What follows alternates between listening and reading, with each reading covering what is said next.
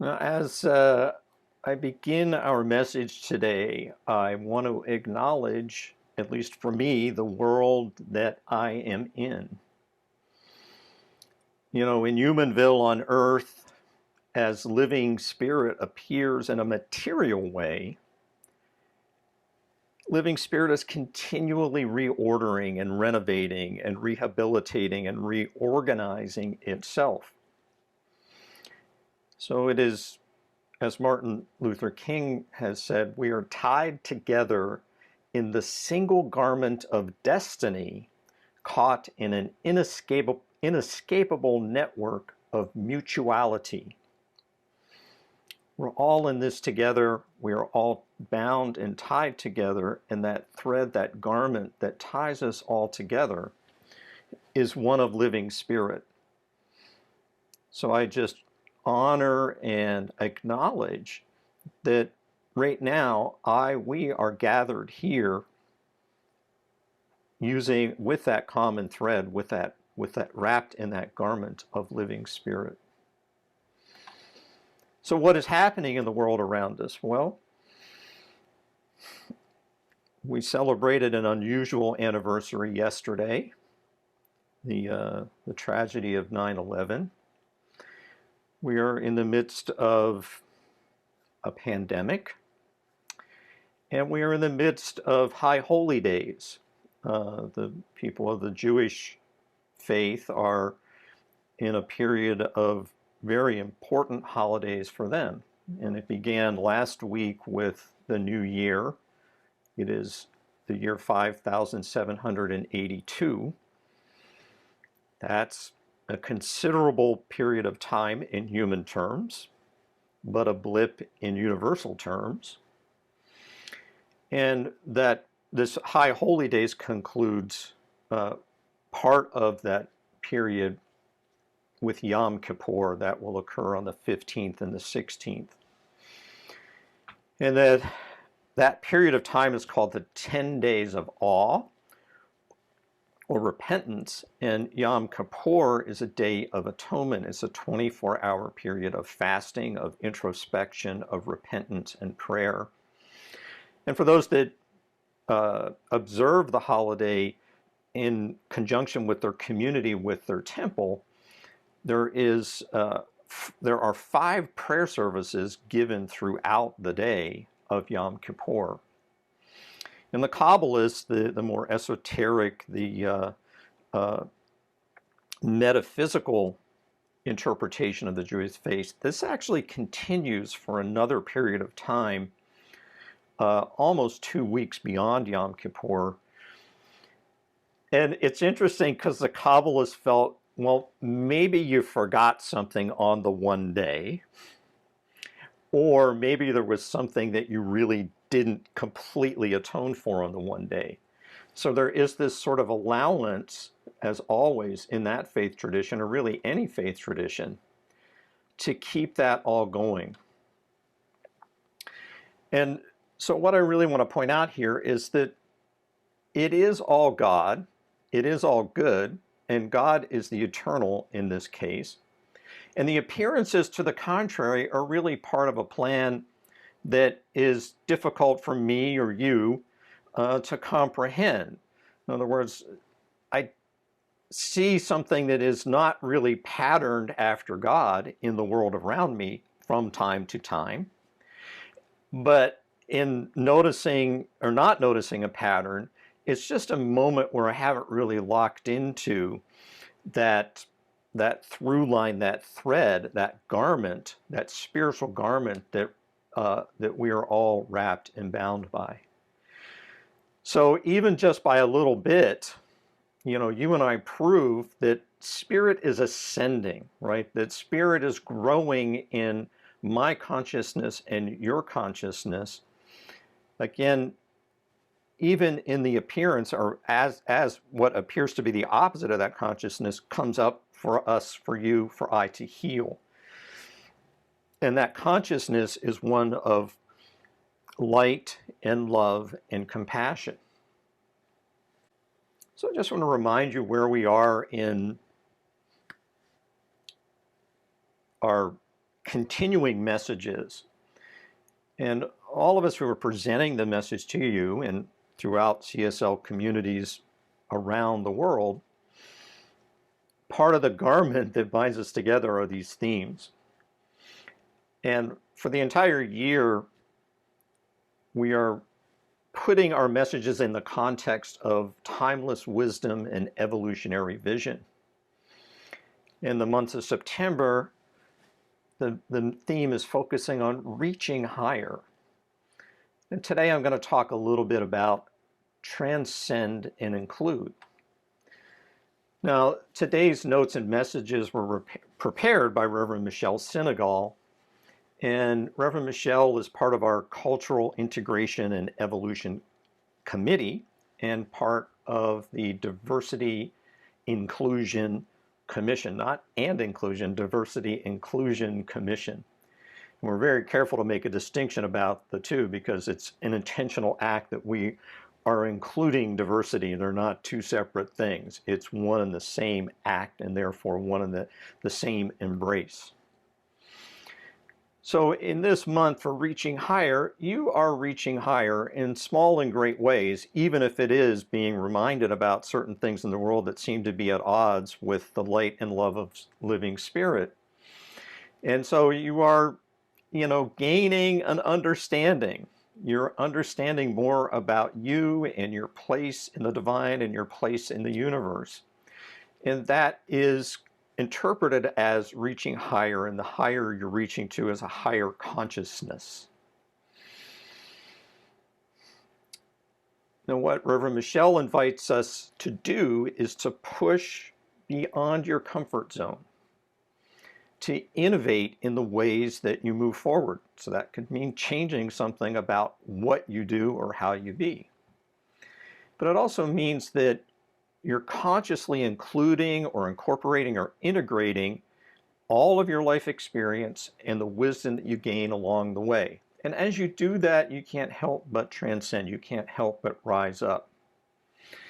The often comes up in, what we will call spiritual psychology, and there are a number of different people who have written some brilliant material around this, is something called spiral dynamics. And we mention it just in terms of we are all on a kind of upward spiral of consciousness. We are all on an upward spiral of being loving and compassionate beings.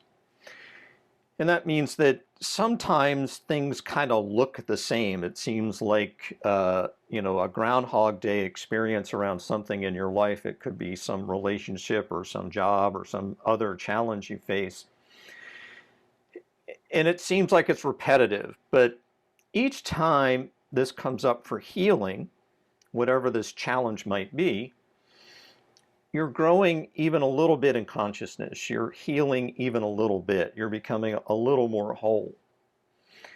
And in so doing, the next time that thing seems to come around to repeat, you're actually processing it at a higher consciousness. Therefore, you're processing it at a slightly higher level on that upward spiral. So that's all there is to it, but I think everybody, I'm guessing, understands or can recognize that pattern in their life. Oh yeah, this came up again, and I remember last time I learned this little piece about it. So I don't have to relearn that, but there might be some new facet, some new dimension to that lesson in life that I'm going to catch this time. And therefore it might come around again to learn something still further about that particular lesson. Now, A Course in Miracles says, because I want to talk a little bit about transcend as I move a little bit further into our message today, says awareness or transcendence brings something of another dimension to the three-dimensional human being. In this awareness, there is wholeness. In this awareness, there is totality. Awareness is of one life and one God. Joe Goldsmith says, all that you possess is the unfoldment of your own state of consciousness. And you can have much more as you desire by enlarging the borders of your understanding and your realization. Lionel Corbett from the spiritual psychology camp, we'll call it, An evolving consciousness provides a particular understanding of the individual, your place in the world. The soul, the transcendent self, is that aspect of the psyche that feels as if it is personal. It cannot be divorced from the totality of the larger consciousness of which it is a part. And then finally, Barbara Hofsting breaks it down this way. There are three kinds of transcendence. There is an ego transcendence, meaning the self beyond the personal, the ego. There is a self-transcendence, beyond the self to the other. And then there is a spiritual transcendence, beyond space and time.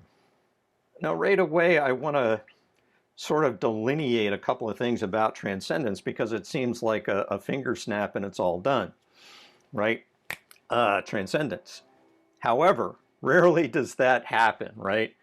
Rarely does one spontaneously transcend. More commonly, somebody aspires to be free from some hurt or pain or disease or challenge, and they want to be free of it so quickly that one just wants to be over it. Have you ever used that term? Oh, I'm just over this, right? How many have those thoughts, where there's a belief of lack or limitation or scarcity or density that appear and seem to stand between you and some healing or some changing course or some good that you envision? So being over it is not really transcendent, right? Being over it is a step in the right direction. I can just tell by the tone of my voice when I say I'm over it that I'm not really over it, right? There's something yet to be healed, to be shifted, to be transcendent. This is from the Science of Mind by Ernest Holmes from the textbook. He says, in this science, a person's life is a drama which takes place on three planes: the physical, the mental, and the spiritual. So I just want to pause there for a minute and talk about that. The physical plane of expression, that's the dense stuff, the body, the table, the floor, the chair, the people, everything physical in the world. The mental is what's happening in mind, right? And the spiritual is what's happening back of all of those things. So behind any of that, there is some spiritual operation going on. Now, your bridge between the mental and the the physical and the spiritual is the mental. And when we talk about mental, we talk about mind and the science of mind. And as I've mentioned many times, mind does not just mean brain. It does not even just mean conscious thought. It means all of those things operating as sensory systems within your body, within your being, right? So anything that you're intuiting, anything that you're feeling, any emotions flowing through you, all of those are part of the local operation of mind, and that local operation of mind is all part of the one mind.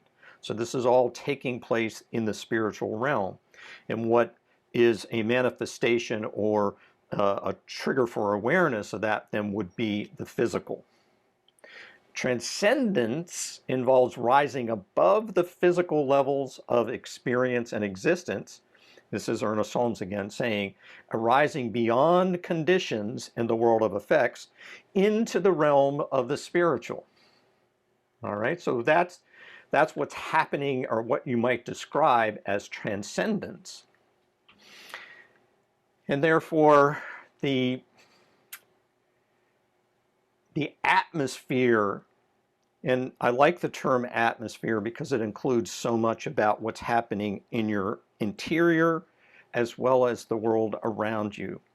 So there is an atmosphere of a realization of God. There is an atmosphere of some greater good as this transcendence is taking you over, or as you are sort of immersing yourself in it. Ernest Holmes goes on in the Science of Mind magazine in August of 1962 and says, that atmosphere of goodness, truth, beauty, harmony, and reality comes in such a degree as one comes to understand to comprehend, to believe, and make use of the invisible presence. To be spiritually minded is to be whole-minded. To be whole-minded is to be holy. It means you realize the complete unity of God in all of its creation. That seems like a lot, right? Again, it's not necessarily, maybe it is, and I'm not ruling out the possibility or even the probability, the actuality of somebody snapping their fingers and getting to that poise, to getting to that conscious awareness.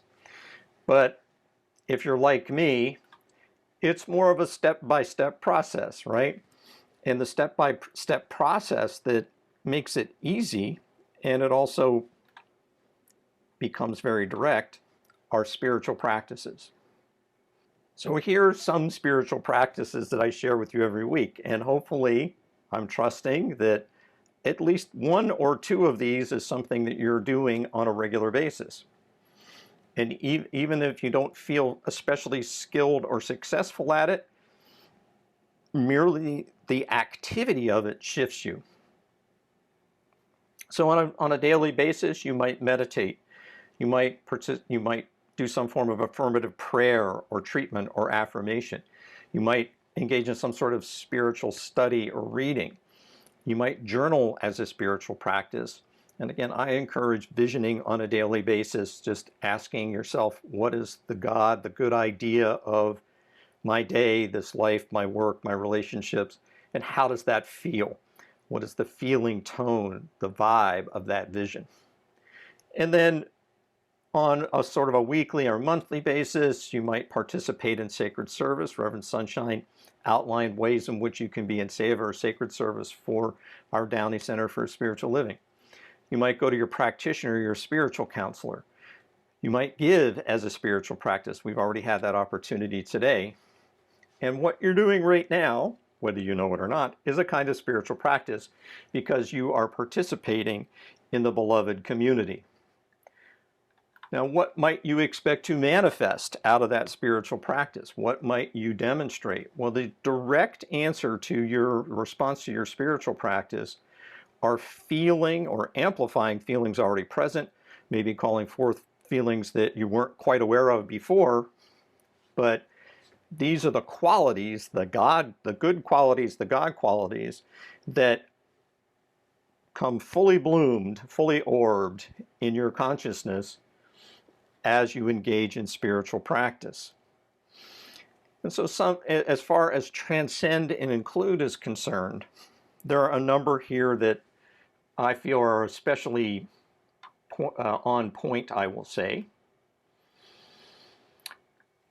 As I have mentioned already, compassion, freedom, being whole and complete, achieving a certain balance in your life as you are on that upward spiral. And one of my favorites that again comes from A Course in Miracles is grandeur. And grandeur is that quality of being able to see beyond appearances. That feeling that in the midst of something that is to your sensory, your five sensory system, out of integrity with living spirit, grandeur is the ability to see through that, to see beyond that, to actually know that there is a plan that you may not be fully comprehending at that moment, but God is in play here. And that's the feeling, the quality of grandeur. I'm accustomed to asking the question of, why we all gather here on Sundays, why we are participating in this beloved community.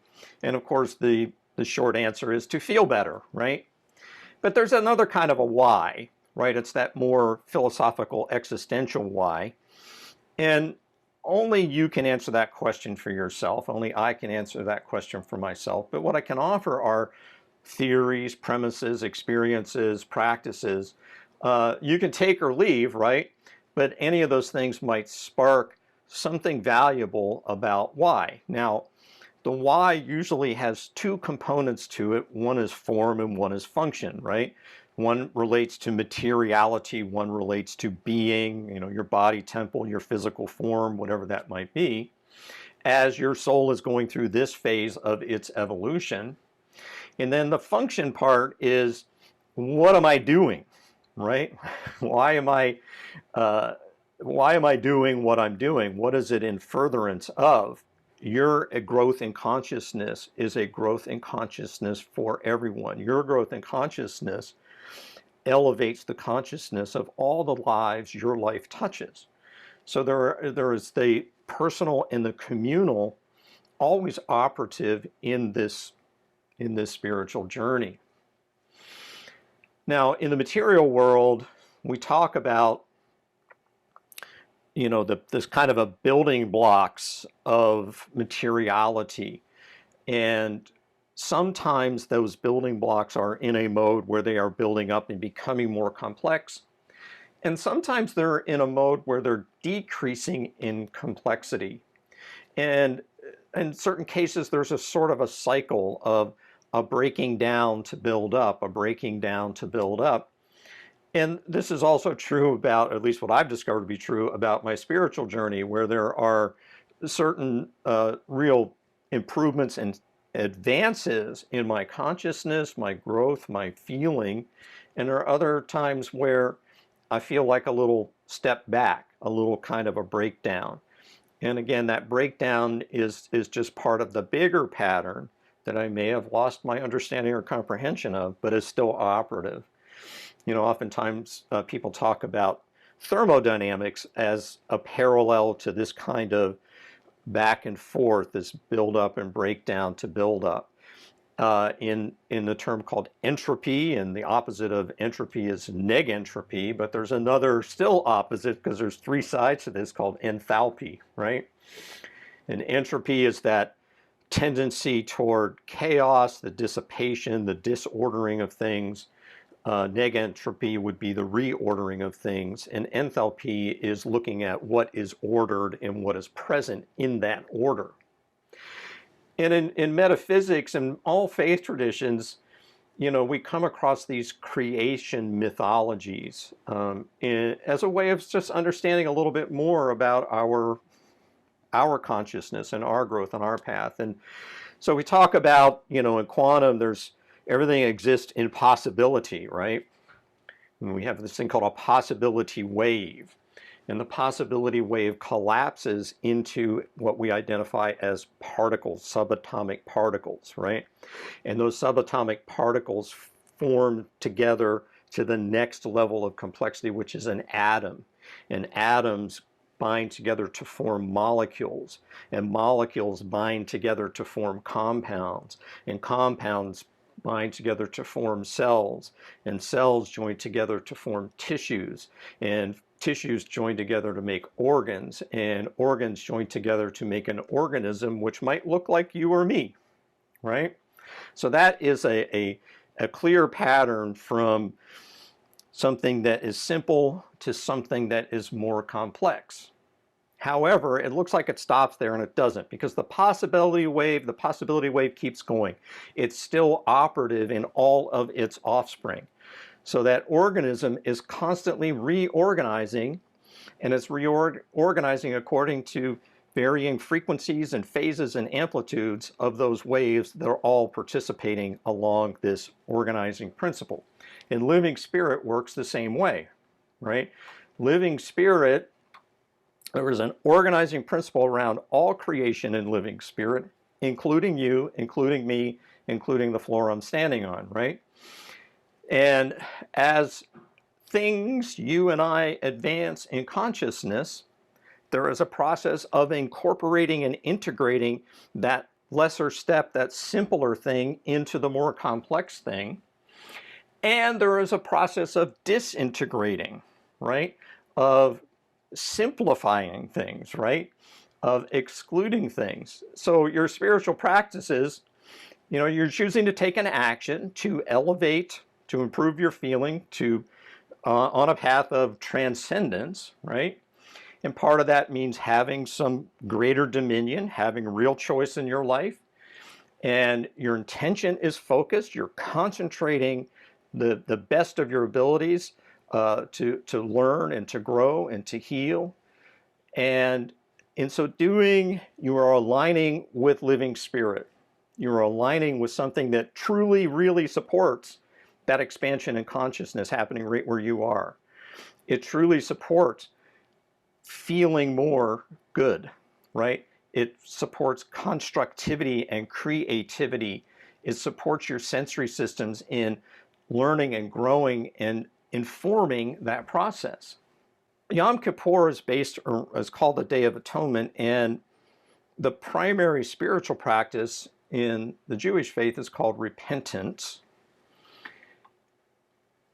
We have talked a little bit about this, but I just wanted to share not a comprehensive list with you of what the faith tradition calls for in repentance. And right away, you'll probably notice that some of this may not be all that productive. But again, this is just what the Jewish faith begins to work with on Yom Kippur. And you could take or leave what that is, but that is a really kind of, it hits all facets of an error you may have discovered in your life. And notice I'm not using the word sin. You will see this written with the word sin and sinner. Not a part of the science of mind teaching, right? People make mistakes. People learn from those mistakes. People grow from those mistakes. That's all that sin really should mean or does mean. And a person is whole, perfect, and complete no matter what mistakes they appear to be making, right? So this identification as someone who is fundamentally an error maker, a sinner, is a false identity, right? So you can just forget about that. At your essence, you are pure spirit. Therefore, all the things that appear to you to be mistakes are not mistakes at all. They're part of that plan that you may not be comprehending at the moment, but they're part of that plan that unfolds for your enlightenment, for your transcendence. So I had shared with you, how we all talk about atonement and repentance and forgiveness, and I had shared with you before, but I'll just remind you, here's how to forgive, right? Recall that occurrence that led to a hurt. Notice everything about this moment. Notice the instant you made the unloving choice. Remake a constructive, positive, opposite choice, and then notice those shifts in consciousness. So I just want to gather us right now in prayer. So I invite you to turn your attention inward. And I just call to heart and mind that presence that knows, that presence that grows, that presence that loves, that presence that is compassion. And know that that presence is living spirit. And I know that presence is right where I am, that it indwells and surrounds all beings everywhere. So I know that presence is right where you are right now. So that presence is appearing to you as a love, as a compassion, as a caring, as a sharing. That is appearing to you as a healing. It is appearing to you as something that is great and whole. So I speak my word knowing that you are on that transcendent path right now. That you are feeling and sensing in precisely the way and shape and form that propels you toward that transcendence. I speak my word that you bless and release anything that no longer serves you, yet you learn those lessons. I speak my word knowing that you incorporate and integrate, that you include as you grow, as your consciousness grows, as you rise, as you reach higher and aspire. For you truly are that inspiration. You truly are that creation of living spirit. At your essence, you are that living spirit. So I give thanks for this answered prayer. I give thanks for this communion, this connection in spirit. And I simply release it into the law of mind and action, knowing as it is spoken, it is so. That living spirit says yes to more life, to more love, to more compassion. And that's happening for you and me right here and right now. And now it is. Thank you so much.